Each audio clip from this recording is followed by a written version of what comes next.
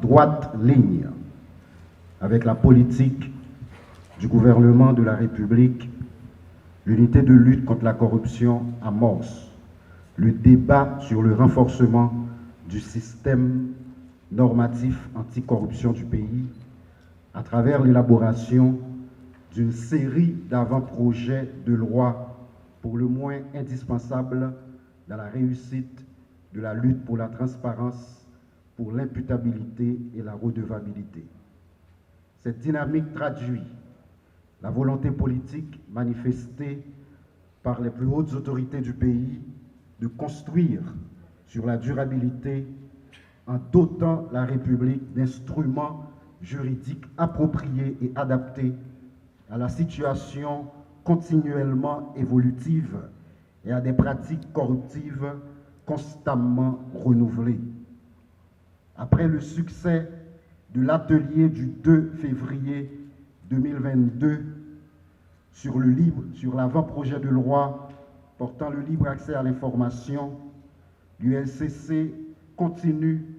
cette belle et utile aventure en élaborant, conformément à l'article 18 de la loi du 12 mars 2014 portant prévention et répression de la corruption, cet avant-projet de loi phare visant la protection des lanceurs d'alerte,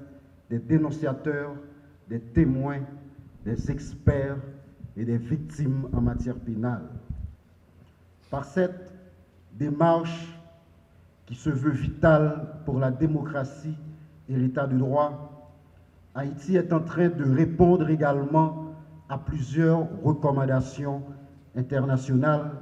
et à ses engagements pris par la ratification des conventions des Nations Unies et interaméricaines contre la corruption, qui toutes les deux soulignent avec clarté l'importance pour chaque État signataire de se doter d'un texte normatif protecteur des lanceurs d'alerte et des dénonciateurs. Ces guetteurs, ces veilleurs, ces diseurs de vérité, une vérité généralement dissimulée, une vérité parfois persécutée, dont le prononcé, soit par un signalement ou par une dénonciation, à la vertu d'empêcher la commission d'actes préjudiciables, d'actes contraires aux valeurs sociales protégées, d'actes aux conséquences néfastes et irréversibles. Aussi, cette vérité précieuse, mais souvent occultée, facilite-t-elle la répression ou la sanction de comportements répréhensibles et irréguliers à travers les structures administratives et judiciaires disponibles. Par ce sacrifice citoyen de ces diseurs de vérité, comme on les appelait à l'époque de la Grèce antique, ils s'exposent à toutes sortes de représailles, à toutes sortes de rétorsions, telles que les poursuites pénales pour diffamation ou violation de secrets d'État, le licenciement abusif, le harcèlement, les traitements discriminatoires, les sanctions injustes, et surtout ils s'exposent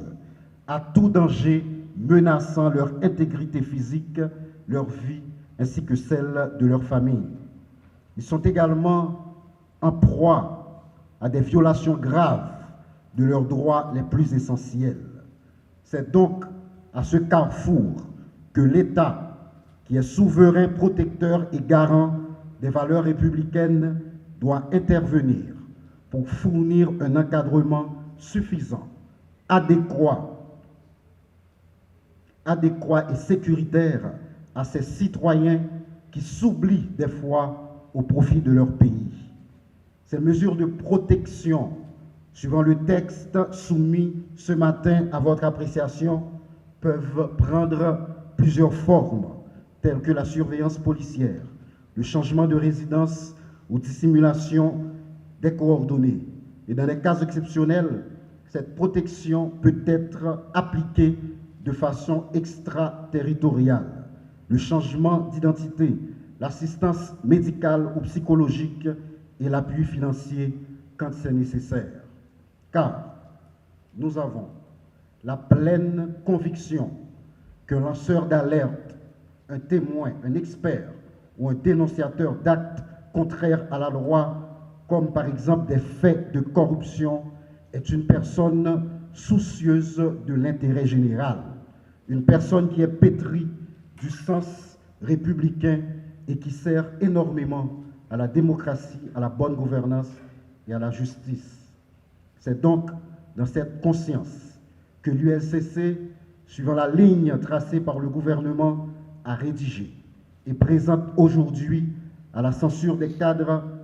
de toute l'administration publique, des représentants des organisations socio-professionnelles,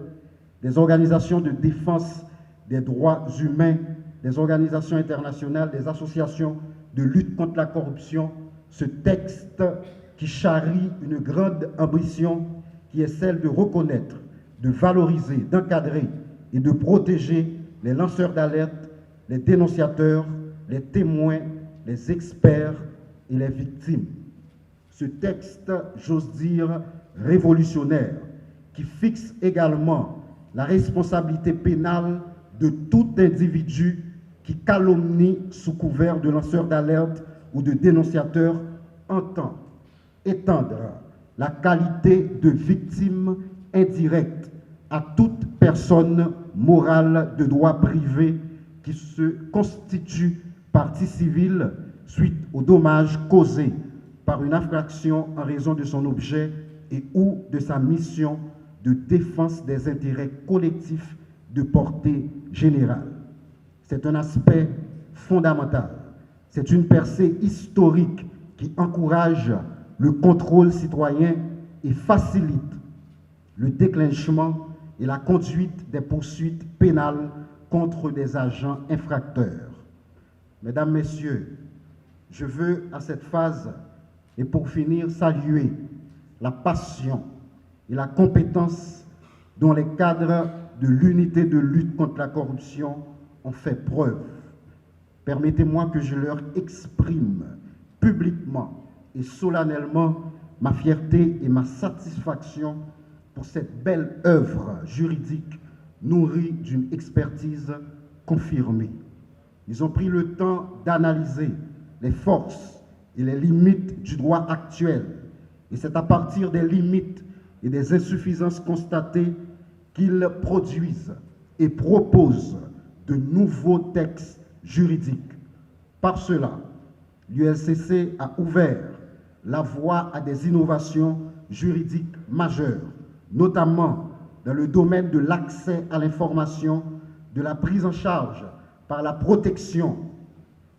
de l'identité des lanceurs d'alerte et des dénonciateurs ou la protection contre les traitements injustifiés. Je suis convaincu que l'histoire retiendra les premiers pas géants allant dans le sens de la moralisation effective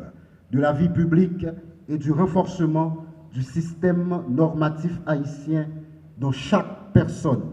ici présente aujourd'hui se veut contributrice en accordant une place prépondérante au contrôle citoyen.